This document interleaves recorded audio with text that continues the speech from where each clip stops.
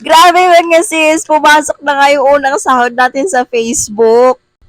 So, dapat kahapon pa nga ako mag-vlog, kaso nga lang medyo ang dami kong ginawa kahit nga long weekends. And pagka-check ko nga mga sister, ayan, nakalagay doon sa my professional dashboard ko, doon sa earnings, ayan, paid na nga siya. Ang tagal ko nga itong hinintay mga sis kasi parang nung nag-stop ako mag-vlog, syempre hindi ko pa na-reach yung minimum nun. And then, medyo nagkaroon ng problem doon sa payout method ko kasi hindi ko alam, hindi ko ata na-update.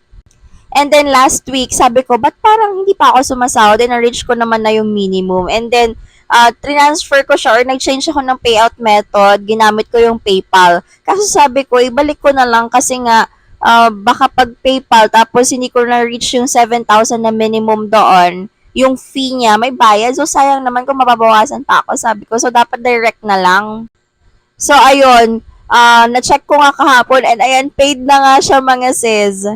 Grabe, thank you so much sa support ninyo and continue kayong mag-comment, mag-like at mag-share.